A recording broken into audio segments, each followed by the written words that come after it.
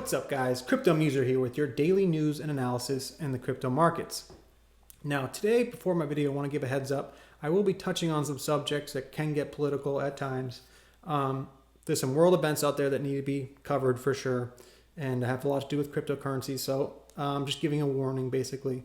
I am not political. I'm not a Democrat or Republican.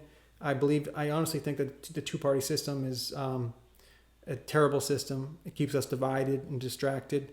The fact that you can have disagreement about a social issue or an economic issue, and you have to pick a side, red or blue. I just believe that this makes no sense, right? Obviously, we're going to have disagreements in the world, in this country, and the fact that you have to pick a side and that's the side you're on, it just keeps us divided and keeps us more distracted, and it's the way they control us, right? And I hate to I just got political there and I didn't want to do it, but it's the bottom line, right? So also want to say, if you could please hit the like and subscribe, hit the bell for notification, would be very much appreciated. All it takes is a quick click of a button to like the video, guys. Really appreciate it. And if you do like the content, then you can subscribe.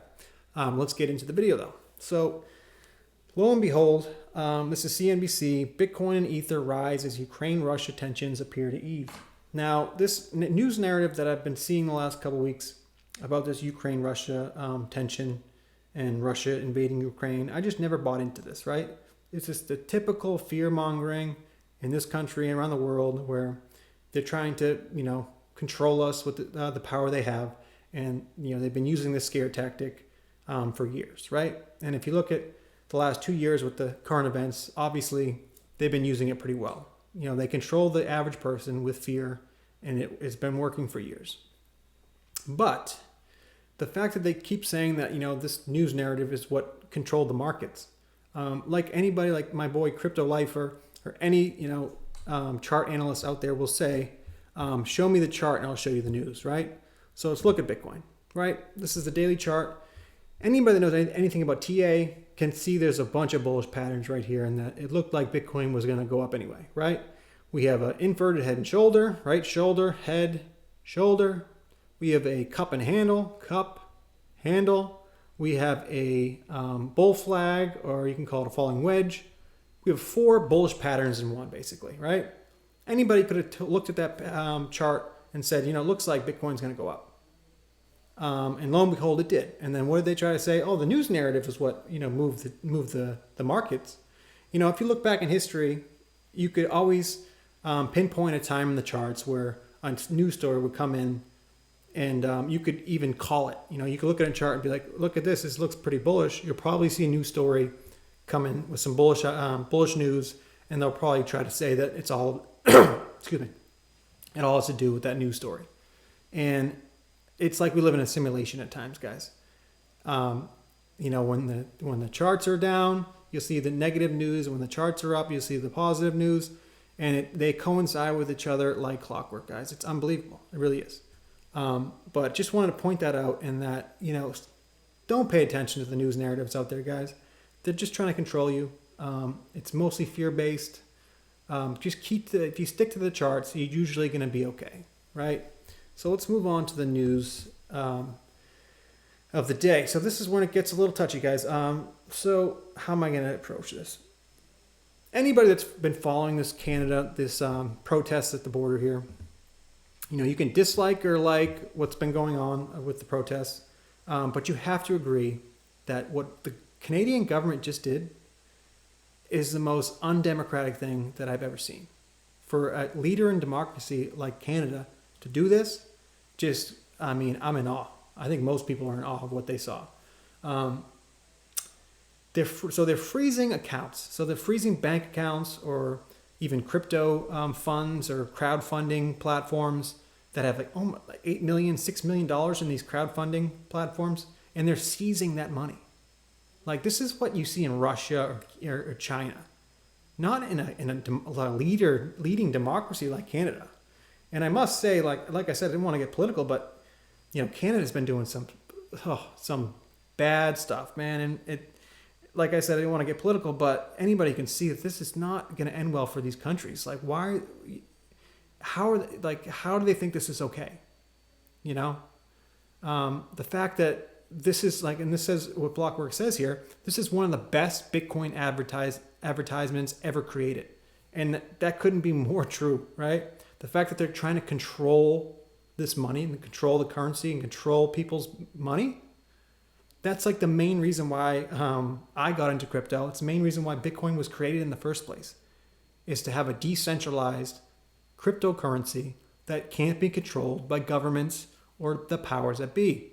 And this is just buying right into that narrative where it's like exactly why we need crypto. If democracies of all places, like you'd expect this, like I said, from Russia or China or communists or dictatorships, but not from a democracy. And I hate to say it, like I keep saying this, but I'm not trying to get political in this video, but you're seeing more and more of this from leading democracies around the world. And this is exactly like I said, and that's why the corruption is so deep, guys, in these countries. And this is why we need cryptocurrency. And this is why I believe this is going to be the leading. That's why I think it's growing so fast. That's why I think that more and more people are opening their eyes to crypto all around the world. Is stuff like this happening is just pushing us further and further towards a decentralized way of thinking, right? So I guess I'll leave it at that. Or actually, no, hold on. There's a couple of things I want to get into first.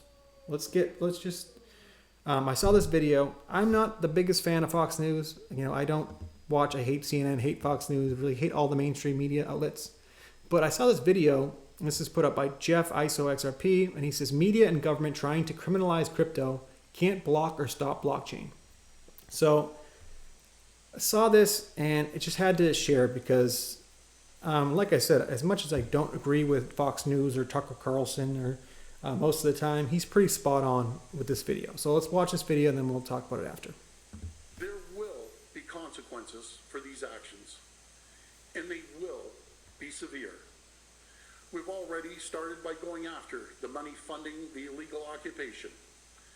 Yesterday, an Ontario court granted our request to freeze the funds from Give, Send, Go for the convoy. Fines for non-compliance will be severe, with a maximum penalty of $100,000. So keep in mind, the truckers raised $10 million on GoFundMe. That's a California company, but Canadian politicians had that effort shut down. Then Give, Send, Go, which is a Delaware company, raised almost the same amount, and Canadian politicians went after that money too. The Attorney General of Ontario successfully got a court order to freeze access to the $8.4 million raised on Give, Send, Go. Those funds were going to an Adopt a Trucker fundraising campaign. It was paying for, quote, housing, water, food, accommodations, and shuttle services for truck drivers in Ottawa. But all of that money has just been stolen by the Canadian government. It's been seized. All of this is pushing people away from government-issued currencies because they're in control of lunatics like the guy you just saw, and they're moving toward cryptocurrencies like Bitcoin. Just like 18-wheelers on bridges, blockchain is pretty tough for the authorities to control. Therefore, here's how you know it's a threat. The crypto guys must be white supremacists. And lo and behold, that's exactly what they're now telling us. It's an avenue not just to make a lot of money or lose a lot of money, but it's also an avenue for money laundering, and it's also a place where white supremacists apparently are taking options. I mean, it's problematic at best in so many ways. It's problematic at best. How do people like that get on television? There should be an IQ requirement. But by putting dumb people in the anchor chair, they're perfectly compliant to the people in charge. Crypto is white supremacy. But the hysteria gives them away. Right, how spot on was that? I mean, the fact that they're trying to now call us white supremacists, right? They've been calling us money launderers and criminals for years now. That's the only reason why people use cryptocurrencies, because they want to hide their money and, like I said, money launder, and now we're white supremacists, right? This narrative is unbelievable. The fact that they're pushing this, and you have Canada, now trying to freeze bank accounts, like you could never see this coming. I just didn't see this coming, right? Maybe some people did. I had maybe some faith in some democracies around the world, but that's getting less and less as we go along with the current events in the world. And like I said, I didn't want to get political, but how can you not be, right? This is why probably I got into cryptocurrency in the first place. That's why most people probably got into cryptocurrency, because they see what governments and what the powers that be were trying to control us. with the way they use currencies out there and the way they can just go in there and they can call you a terrorist and take your money. They can call anybody a terrorist at this point then. And they passed a bill that they can call these protesters terrorists. Unbelievable. I still am in awe of what I've been seeing from Canada and from around the world as a whole. So let's get out of the politics now and let's get into some other stuff, right? So I saw this. So BlockFi settled with the SEC in their case for $100 million, right? And I saw this tweet and it kind of made sense to me. So it said the BlockFi settlement isn't very interesting except for one respect. The SEC is trying to get a PR win in DC. And I believe this is the way Gary Gensler is treating the SEC right now, right? It's all about Gary Gensler and his career, right? He wants that headline in the news that says, Gary Gensler and the SEC stop this fraudulent company BlockFi and get $100 million in settlement. That's a big $100 million is a big number, guys, right? For a settlement for the SEC. Was BlockFi, were they frauding people? Is the SEC protecting investors? Was BlockFi they were frauding people with giving people 8% on their assets? It's unbelievable that you see scams all over crypto, you see fraudulent actors, you see pump and dump schemes, and does the SEC go after them? No. They go after real companies like BlockFi and Ripple and the Kin token and EOS. It's easy to see right through what they're doing. They're the mob. The SEC is a corrupt agency, easy to see, and they're the mob, and they're trying to get their payout here. They got $100 million from BlockFi. They'll go after another lending product. They're going after Celsius. They'll probably get $50 million from them. Goes on and on. And I think that's what they thought was going to happen with Ripple. They knew Ripple had a bunch of money. They were like, you know what? Let's go after this company. Let's get a payout from them and then move on from there. But the great thing about Ripple is, you can either love or hate Ripple and XRP, but you got to respect the fact that Ripple is fighting the SEC on this. And it's been over a year now, and they are still fighting them. And the SEC is seriously backed into a corner here. I don't think they just didn't expect this fight from Ripple. They didn't expect it, and they didn't have a case from the beginning. And this is how blatantly corrupt this agency is. They didn't even have a case against Ripple, but they expected, like every other company, for them just to bow down to the SEC and settle and get their payout, right? But Ripple fought back, and you got to respect that. Like I said, you can either love or hate Ripple, but they are fighting for cryptocurrency right now, and you got to respect them for that. So let's go on to the next thing I saw. So this is Jim Cramer. Everybody knows probably who Jim Cramer is. He's the friggin' clown on CNBC, pushing stocks. I think at this point, you could probably pick, if he picks a stock, I'd go the opposite, and you'd probably make money at this point with him. But, obviously he works for CNBC, and they have a narrative to push, and that obviously is more for the stock market or for the bankers. But I won't even play it, but it's funny. Let's read Jungle Inc.'s tweet here. Scumbag puppet Cramer on BlockFi $100 million settlement with the SEC. So he's talking about BlockFi here, but he keeps calling it BlockFi, first of all. So that just goes to show how much he knows. But he keeps calling it like it was a scam, like that 7-8% is a scam on their assets, and that you should sell all your crypto and buy stocks. And the fact that the funny thing is he had this interview with Gary Gensler, the head of the SEC, a couple weeks ago. And before that interview, Jim Cramer's been back and forth with crypto. He was bullish on Bitcoin, then he was bearish on Bitcoin, then he was bullish on Ethereum, and then he said he sold all his Ethereum. But ever since that interview with Gary Gensler, he's been calling all crypto securities and that it's basically a scam, and you should sell all your crypto now. Ever since that interview with Gary, it's very interesting to see that, because that the SEC and government agencies are connected with the mainstream media.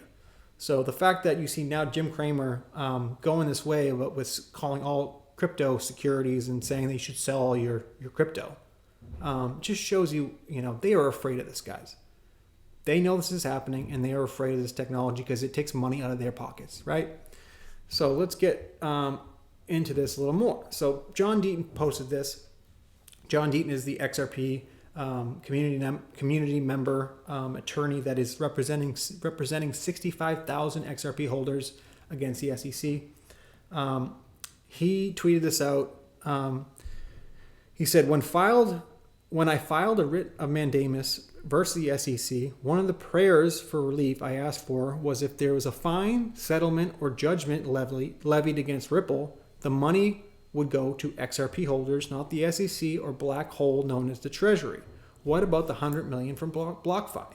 So guys, if the SEC actually cared about investors, right, then this fine or whatever you want, the settlement for $100 million for BlockFi, if they go after BlockFi because supposedly they were frauding people, or if this was some crime they committed here, then wouldn't they give that $100 million to the investors they were claimed to protect?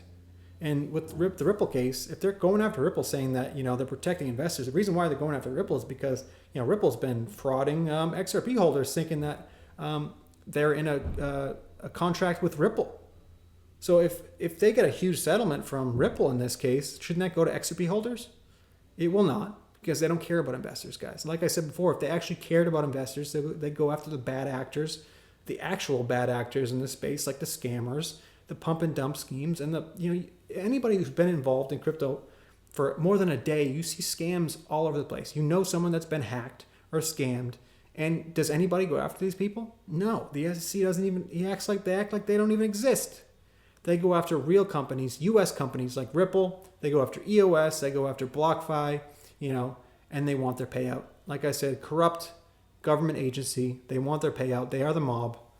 And I could go on and on about the SEC. If you've watched my channel, you know that I had little to no respect for the SEC. And why should I? So let's get into the next thing I want to talk about. So I saw this video, and you can love or hate Jon Stewart, but he's a smart guy. I believe he's a smart guy. The fact that he didn't know that our banking system and our fiat system is a fraudulent and mass delusion just shows you that the common people out there do not understand how there's nothing backing the dollar. They took it off the gold standard back in the 70s, and since then now it's backed by the U.S. military, and they can keep printing the money to oblivion until well, let's watch this and then I'll talk more about that. But let's just talk about this, and it just shows you that most people don't know how fraudulent the system is. How much currency that has been sort of created out of thin air has been added into this economy through the Fed? What would you put as a figure? Would it be 6 trillion? Is that too much? It would be, 6 trillion in terms of deposits with the banks and currency.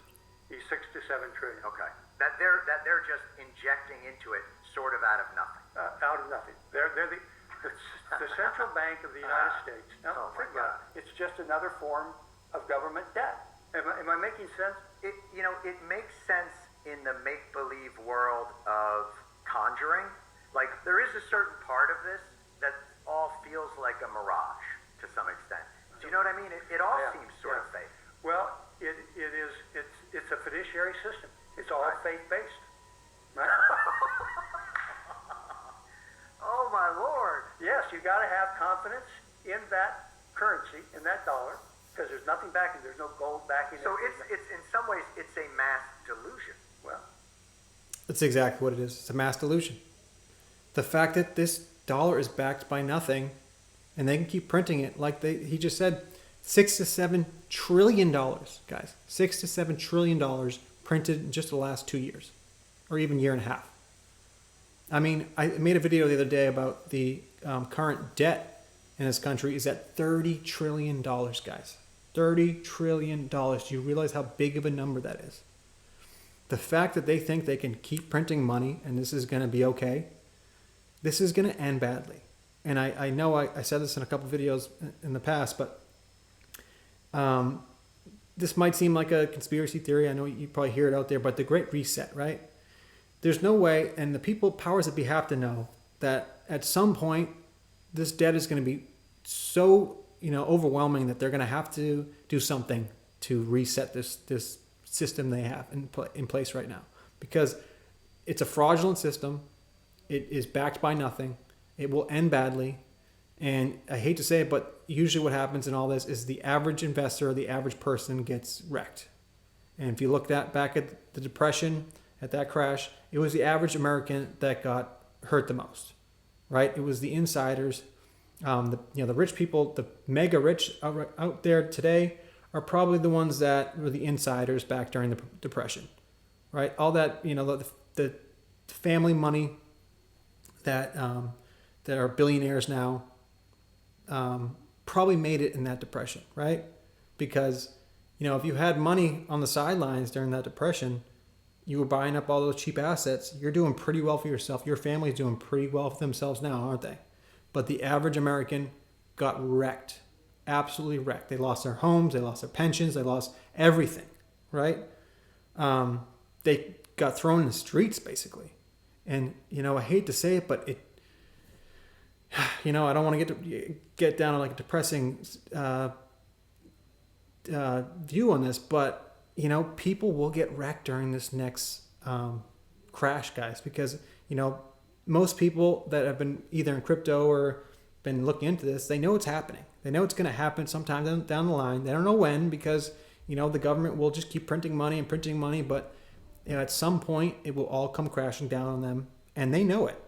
And just like in 2008, they knew it was, going to come crashing down, but they knew that the taxpayer would bail them out. And this time around, I think they know that it will come crashing down on them, but they will, have a plan set that they will be okay, but the average American or the average person around the world will get wrecked. And do you think they care about you? They do not. So, hate to end it like that, but just pay attention. Like the saying goes, pay attention to what they do and not what they say. Okay? So we'll end the video there, guys. Just remember to like and subscribe, hit the bell for notification. And just remember, I am not a financial advisor. Please do not take anything I write or say as financial advice. This is for educational purposes only. Thanks, guys, and we will see you on the next one.